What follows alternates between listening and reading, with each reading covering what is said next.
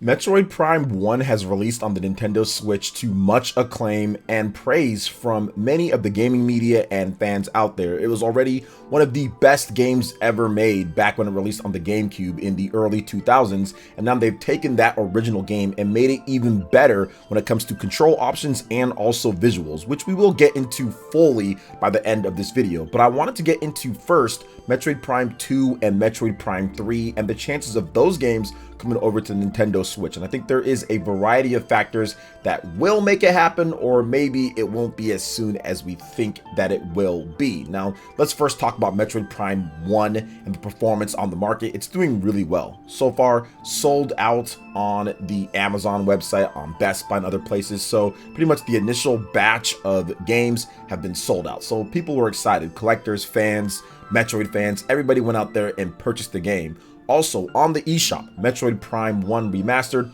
also #1 game on the eShop. So it's pretty much vaulted up these sales charts in all of the major metrics that we do know. Whatever they have, they've been selling. When it comes to physical and of course digital, it's been doing incredible on the eShop, soaring up to the #1 spot pretty much instantly after Nintendo Direct recently. So that's absolutely a good thing. We saw a very positive response to Metroid Dread when that was announced back in 2021. I think it was E3 2021. It was announced that Metroid Dread vaulted up to #1 in various different metrics and pre-orders and sales. So it was fantastic to see. People are hungry and wanting more Metroid, and Nintendo is delivering on that front. So I think that Metroid Prime 2 and Metroid Prime 3 and what happens with those games, there might already be a plan for them, but I think things can be altered a bit or not based on exactly how Metroid Prime 1 is doing, but I'm guessing Nintendo already knows what they're going to be doing, or something's already in the works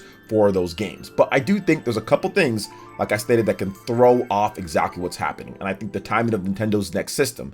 Is Nintendo going to have Metroid Prime 2 and Metroid Prime 3 release in the lead up to Metroid Prime 4?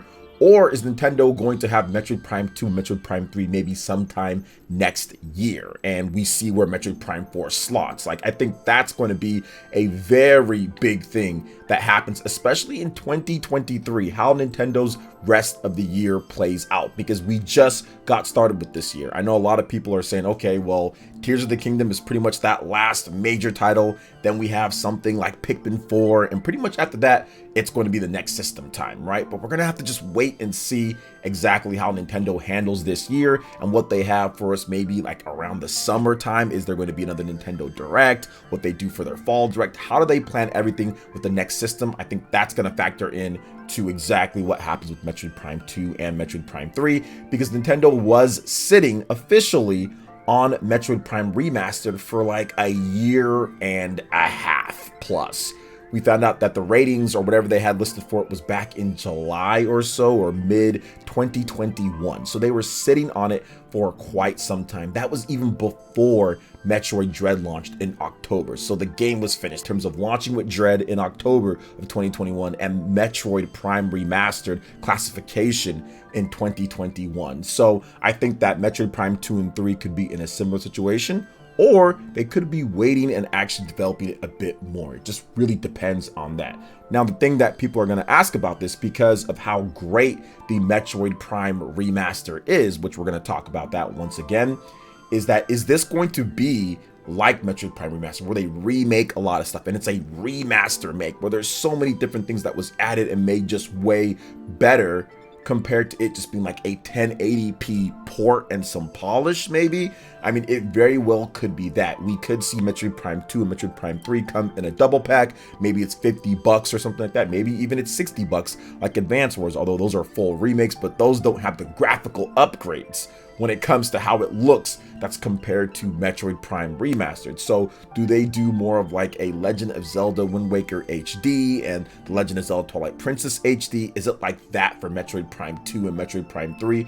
Both really good in their own right, but not quite what we saw with Metroid Prime Remastered. I think that is a very possible scenario for Metroid Prime 2 and Metroid Prime 3 as we get into Metroid Prime 4. So not as impressive, but still incredible games. Maybe maybe they bring over the games, they have the different control methods, maybe they have the achievement system from Metroid Prime Trilogy in this one, and maybe they just say, hey, okay, we have the controls, all the cool stuff that makes Metroid Prime great, but we don't have that in-depth of a remaster, because apparently that took quite a bit of effort, not only from Retro Studios, but also from Iron Galaxy. So it wasn't like it was just Nintendo working on that. They actually got outside consultation to help out with that game. You can't snap your fingers and make a game look that good. So I do think that was part of it when it comes down to everything. Now, next up is the Metroid Prime 4 elephant, I would say, in the room. Metroid Prime 4 is going to potentially release in 2023. So if it potentially releases in 2023, Nintendo is absolutely on a schedule or for a track for Metroid Prime 2 and Metroid Prime 3 to release beforehand. Metroid Prime 4 could be that big fall or holiday game for them. So obviously you'd want to have Metroid Prime 2 and Metroid Prime 3 out before then. You absolutely want to have that, because you don't want to have Metroid Prime 4, if that's the official name for it, and then you had Metroid Prime Remastered. You have a ton of new fans that probably didn't even buy Metroid Prime back in the day on the Wii, or also on like the Wii U or on the GameCube. Like, they didn't get those games. So you definitely want to have those ready to go beforehand. So I think where Metroid Prime 4 launches is also going to affect when we get Metroid Prime 2 and Metroid Prime 3, but I'm absolutely leaning towards Metroid Prime 2 and 3 coming this year at various points, or together in a double pack or something along the lines of that, just because they're two incredibly good games. And I think that Metroid Prime 2 and Metroid Prime 3 in today's day might be more, I would say, like, appreciated than it was back when they released, because Metroid Prime 2 was seen as, oh, it's just more of what we've got, and it's got this weird light and dark mechanic, it's too hard. But I think in today's day, people are like, okay, we like this, it's more difficult, because Metroid Prime 1 isn't really difficult per se, right? So I think that people would really like Metroid Prime 2 in today's day. And then Metroid Prime 3 actually adds a lot of elements, like being in Samus's ship, for example, being able to call in airstrikes, different ways that you could explore the environments with being able to grab ledges. There was a lot of cool things that Metroid Prime 3 added to the mix as well. The corruption meter was really cool, being able to blast people in the corruption phase. So I think that all of that would be very well done and work incredible on the Nintendo Switch. But I don't know if it's going to be full-on remasters like Metroid Prime Remastered is. I don't think they're going to go that far for Metroid Prime 2 and 3. It's a possibility, but I just don't know if they're going to when it comes down to it. So we're going to have to wait and see on that. But I do want to get into something else that's also very impressive, and that is the tech breakdown for Metroid Prime Remastered. Now, many people have even claimed that Metroid Prime Remastered is the best looking game on the Nintendo Switch, and it's definitely debatable, especially if you're talking about just in a vacuum, right? We're not talking about most impressive, most stuff on screen, you know, biggest world, because Metroid Prime Remastered doesn't have that. I mean, often there's not even more than like a few enemies on screen at a time. But for what they're doing in a vacuum in this game, I think that Metroid Prime Remastered is absolutely one of the best looking games on the Nintendo Switch by far. But now we actually have a tech breakdown showing off what it does exactly. So shout out to Nintendo Everything, and of course Digital Foundry for the beat on this one. Digital Foundry breaking everything down. So apparently the game uses a sophisticated baked environmental lighting solution. So why that the game looks so good in terms of lighting, well, there you go, they've got something nice in there. Areas are now much more lifelike, which I did notice felt more alive and more vibrant. Visual design of each area has been updated. New light sources have been added. Existing objects in the world have been given emissive properties. Static volumetric lighting present in many spots. Materials exhibit accurate lighting response to that. So when you see a light, it's shimmering or it's shaded or it's bouncing off from there. So that's absolutely awesome to add to the environment and atmosphere of a game like Metroid Prime. One small omission is that the beam weapons don't usually cast dynamic lights throughout the environment like the original. So maybe that had to be removed for whatever reason, or maybe they just forgot about it. Models and textures have been completely remade, and that's where I kind of said it's like a remaster make, like a remake, remaster put together, because some stuff is completely remade. So that's why the game looks just incredible. They're actually remaking parts of the game, so models and textures as well. Models now have a fair bit of polygonal complexity. A ton of incidental detail has been added. All major bits of geometry from the original game are represented.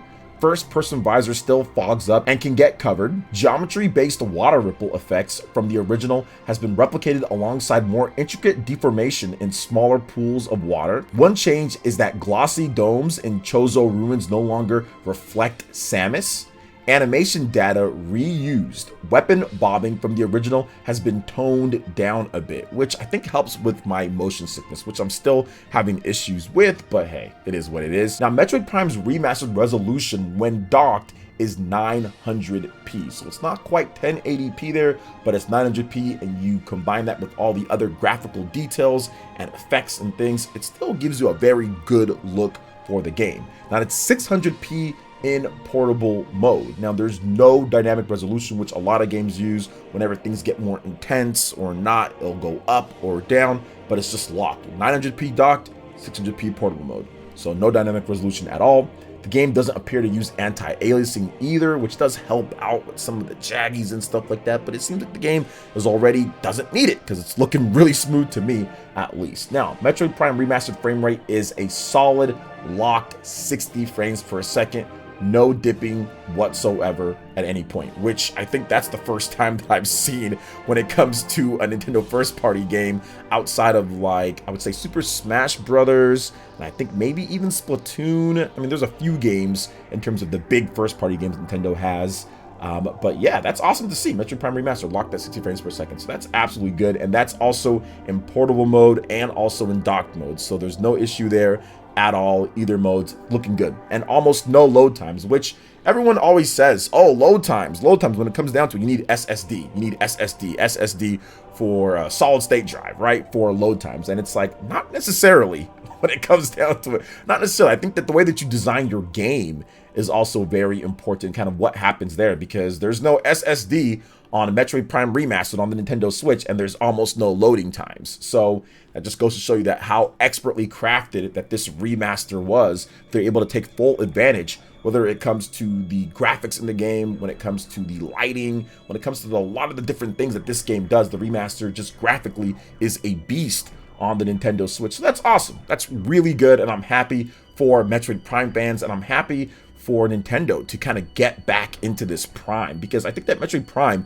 for so long, we've been waiting for something. Metroid Prime 4 gets announced, and then it gets delayed, and then it gets scrapped, then it gets rebuilt, and now we still haven't had it. So in the meantime, there really hasn't been any Metroid Prime. I mean, we got Metroid Dread, which I love. I'm a big fan of Dread. I like Dread more than Prime, just because, once again, I get motion sickness whenever I play first-person shooter games, so I'm more of a fan of 2D Metroid than the Metroid Prime games in first person. But once again, I'm not a big first person gamer just in the first place, right? Like, I'm not big on first person shooters or anything like that, but I feel that Metroid Prime fans finally get something to play in the meantime, because they've been asking for Metroid Prime 1, 2, and 3 pretty much all generation at this point. So it's good to see that Metroid Prime is back and better than ever, and I think that all of this is going to help factor into the big launch that Metroid Prime 4 is going to have. I think that Metroid Prime Remastered, along with Metroid Prime Dread, and now that the new hub that we talked about with Nintendo teasing and leading up in terms of what Metroid games that you can play on the Nintendo Switch, not even teasing, just talking about what Metroid games you can play, all of that is going to lead to the big show, which is Metroid Prime 4. And how does that game look? How does it play?